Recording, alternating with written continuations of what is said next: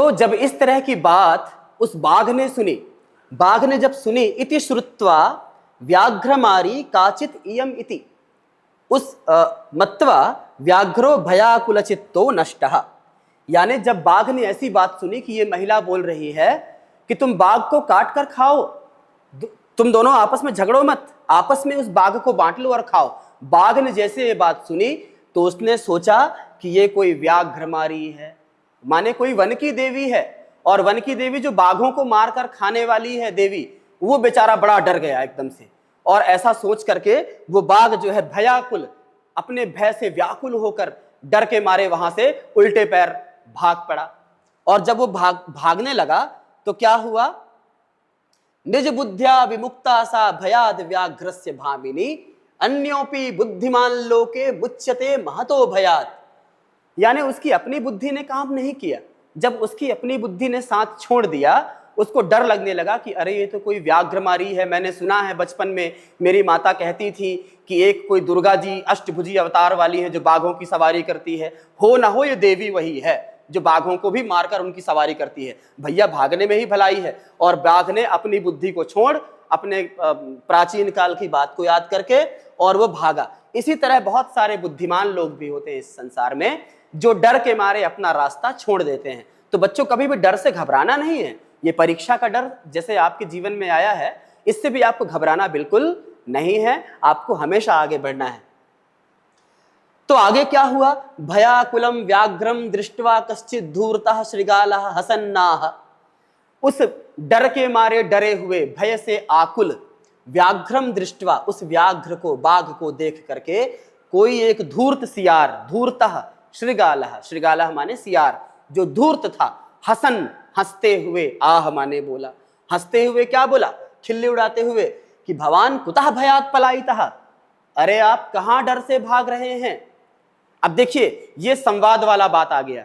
ये जो पाठ मैं बता रहा हूं, ये जो पाठ क्यों जरूरी है, क्योंकि इससे 3 तरह के सवाल पूछेंगे।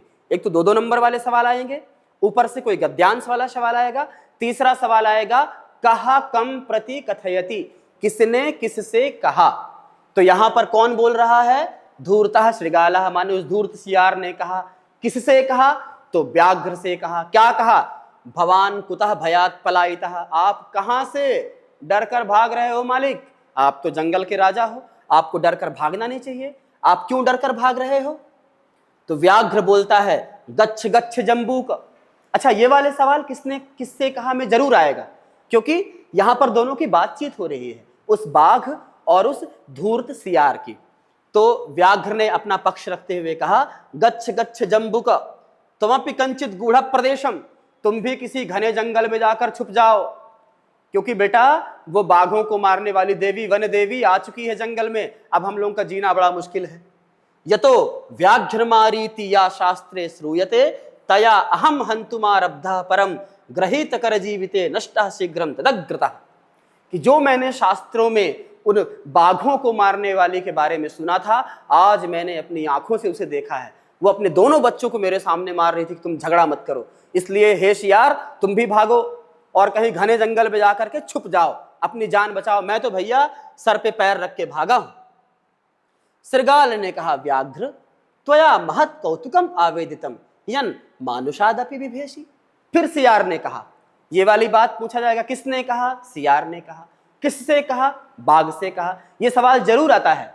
तो क्या बोला कि अरे भैया बाघ, आप कैसे जंगल के राजा हैं, जो एक मनुष्य, मानुषात अपि, इंसानों से आप डरने लगे, बड़ा आश्चर्य की बात। महत् कौतुकम, ये बड़े कौतूहल की बात है, बड़े आश्चर्य की बात है कि आप इंसानों से आप डर रहे हो।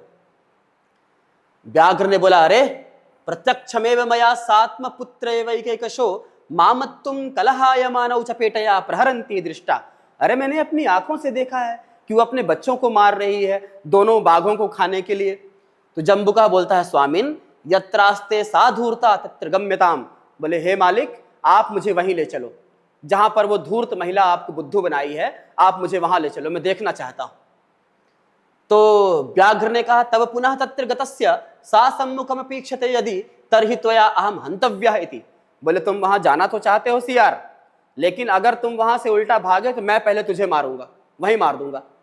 तो सियार ने कहा कोई बात नहीं मालिक, आप मुझे मार देना, लेकिन पहले आप मुझे वहां पर लेकर चलो। तो व्याघ्र ने कहा, श्रृगाल यदि त्वं माम मुक्त्वा यासि तदा वेला पिवेला स्यात्, अगर तुमने मुझे छोड़ दिया सियार तो तुम्हारे साथ ठीक नहीं होगा, ऐसी धमकी उस बाघ ने दिया। तो सियार ने कहा मालिक आपको इस बात का अगर डर है तरहि किम करणीयम, यदि एवं तरहि माम निज गले बद्धवा चल सत्वरम, आप मुझे अपने गले में बांध लीजिए मालिक, मैं आपके गले में बंधा हुआ चलूंगा, तब तो नहीं भाग सकूंगा। तो व्याघ्र को यह बात बड़ी अच्छी लगी, बोले चलो मैं तुम्हें अपने गले में बांध लेता हूं। और बाघ ने उस सियार को अपने निज गले, अपने गले में बांध लिया और वहां पर चल पड़ा। काननम ययौ, उस जंगल की तरफ वो दोनों जाने लगे। श्रृगालेन सहितम पुनरायांतम व्याघ्रम दूरात् दृष्ट्वा बुद्धिमती, अब बुद्धिमती ने सोचा कि अरे ये सियार के साथ बंधा हुआ बाघ वापस आ गया, अब क्या करूं।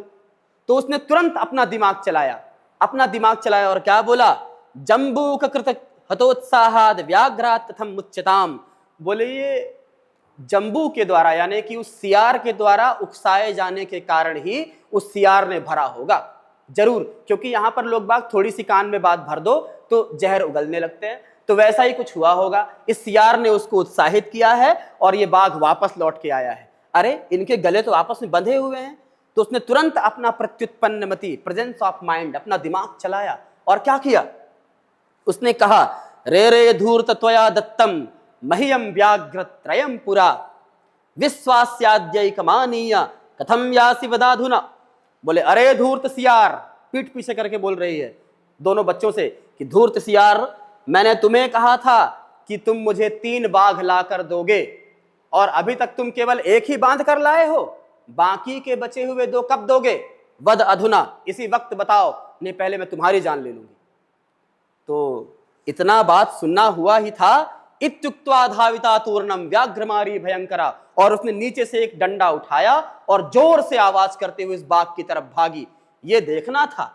व्याघ्रोपि सहसा नष्टः गलबद्ध श्रृगालकः, बाघ ने सोचा अरे अब तो जान गई, ये तो भैया 3 बाघ मंगाई थी और ये सियार की चाल है, ये मुझे मारने फंसाने के लिए लेके आया। शेर फिर उल्टा, वहीं बाघ फिर उल्टे पैर बिल्कुल भागा। एवं प्रकारेण, तो इस प्रकार से उस बुद्धिमती ने उस बाघ के भय को दूर किया, अपने बच्चों की भी जान बचाई। इसलिए कहा गया है क्या, बुद्धिर बलवती तन्वी सर्वकार्येषु सर्वदा, हमेशा सभी कार्यों में बल की अपेक्षा बुद्धि श्रेष्ठ मानी गई है।